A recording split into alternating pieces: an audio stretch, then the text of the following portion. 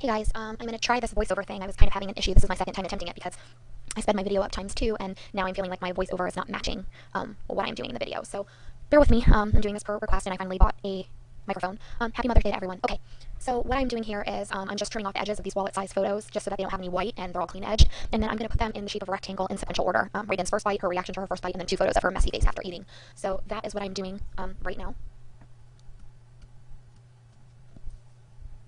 And I'm hoping, I feel like this is in regular speed, so hopefully this comes out the way I hope.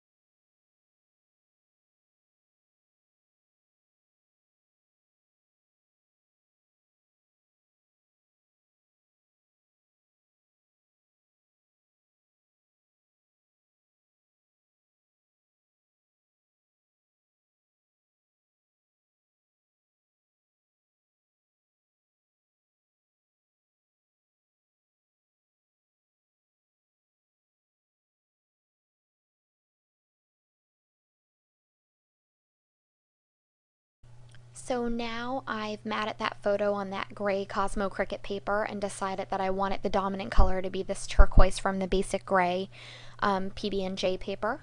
So I've made a 1-inch mat around the photo in that turquoise color. And now I'm taking some of the other papers that I pulled and just making little strips, because I've decided that I wanted to put a strip of paper at the bottom there. And I believe I cut 3 different strips. This one, the gray polka dot from Neapolitan, and then the pale pink from Echo Park Valentine's Day collection. And then I think I decide to only go with this nice chevron right here. And you see me cutting it more than once. When you cut a chevron into a strip, you have to be pretty exact or else the chevron looks crooked. So I tried to be very specific with that. And then here I am sorting through the other papers to cut some more strips.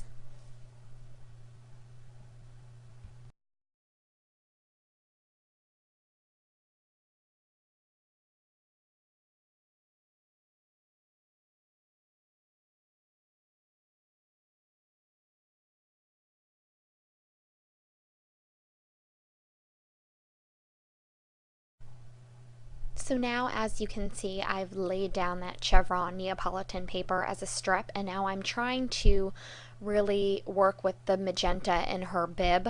It's really throwing me off because it's a color I don't typically work with.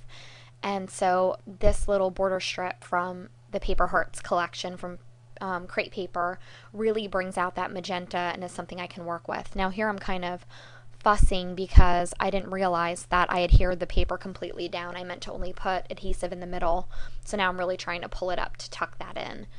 And originally I wanted to tuck it under the turquoise paper, but then I really felt that it should touch where the photos are and that magenta is. So I'm laying that down. And then you'll see, anytime I scrapbook, I really try to use the method of using things in 3. So if I use that magenta color there, you'll see I pull a Pretty Party tag from the top of that sheet and cut it in half, and then I put that magenta color to the right of the photos and then in the upper left hand corner, so it kind of creates a triangle of the 3 dominant colors that I'm using.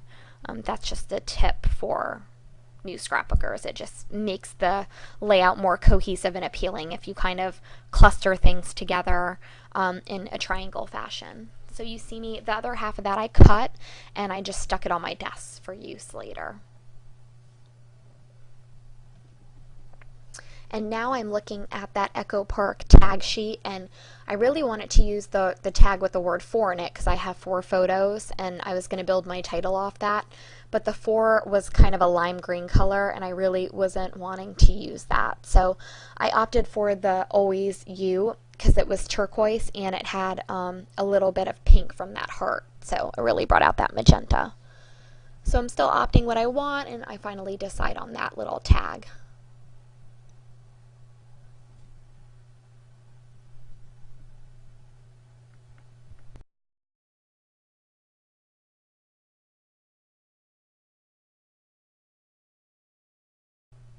Okay, so now I'm looking at all of the embellishments that I've kind of pulled, and just so you know, I did distress that tag and crumple it a little bit because I wanted it to be more dimensional on the page. And now I've been wanting to use this little heart banner, but I don't like that it's so straight. I wish it was more curved. So even though I leave it there for a while, I think I opt to not use it. And now I'm looking at my border strips again just to see if there's anything I want to use from there.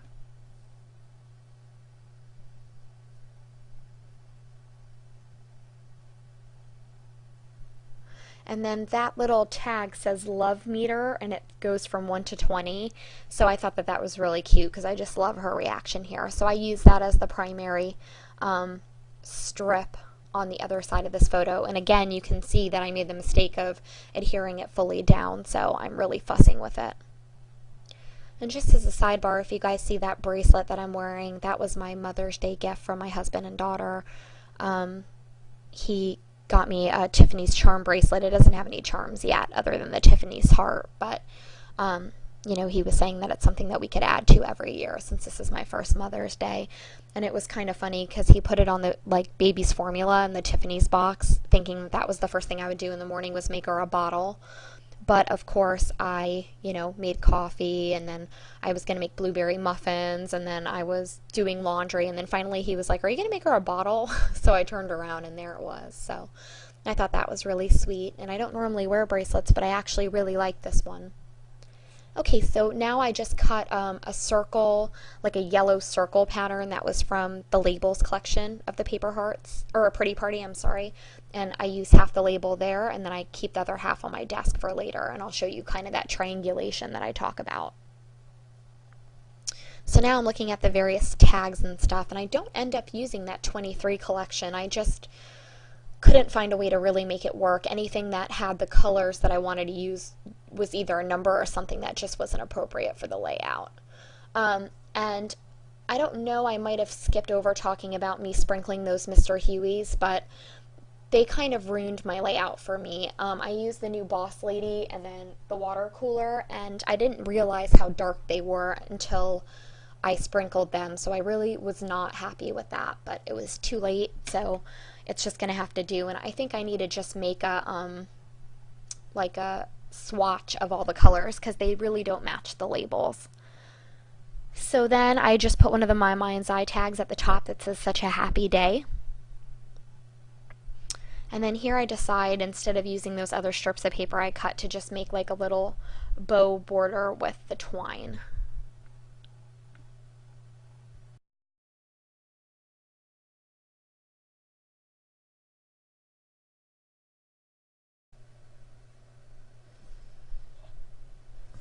Okay, so I've made my little bow, and now I'm still trying to decide what to do with that little heart, and I think I finally decide not to utilize it. There might be one other point in this video where I try to put it in the upper left corner.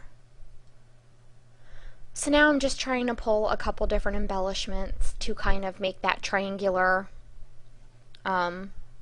fashion. So if you can see, I use part of the border strip on the upper left, then to the right of the photos, and then that border below the photos. And I try to make 3 clusters just like that. So here I am trying to pick all my products. And I want to kind of stick with the magenta and the yellow. And then you'll see that I pull some washi tapes out too to kind of bring the colors together.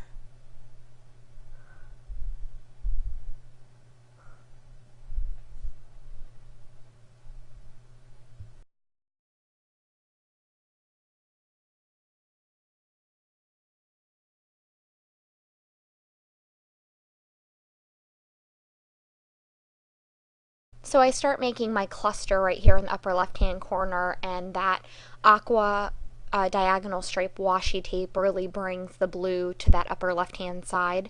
And then I also end up adding a little bit of gray washi in both clusters, the one to the right of the photos and the one in the upper left hand side. I felt that since the photo was bordered with gray, it needed a little bit more gray on the layout. And I'm still having a difficult time since I adhered the whole photo mat down a little bit too well. Now I'm just taking a final look, trying to decide what's missing and what it needs. And then I finally decide to add a few brads. I really felt that it needed a different texture up in that corner. So it was between buttons and brads, and I actually like the way that the brads matched. And if you guys don't have that brad setter, I would definitely check it out. It's really good. It's not as difficult to set brads that come from my mind's eye because they're already opened and spread. The prongs are spread the way that they adhere to the packaging. But brads that aren't set like that, like doodlebug brads and things like that, that brad setter works really, really well.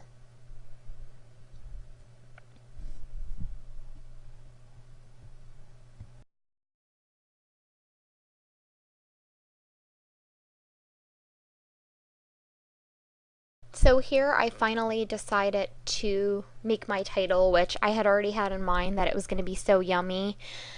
And I really want it to go monochromatic, but by the end of this layout, I think I had wished I used a different type of thicker. I just, like I said, those sprinklers kind of threw me off. They weren't the right colors that I had anticipated because they were a little bit darker than the label on the Mr. Huey. So I went ahead and went with it, though, to kind of tone it down on that side and wrote my title. And I normally don't write my entire title with the same thicker, but I went ahead and did so. I think I was so frustrated with this layout that I just wanted to get it over with, which happens sometimes when it's your first layout back to scrapbooking. But I'm looking at it actually right now as I do this voiceover, and it's really appealing to me more than it did earlier today when I made it.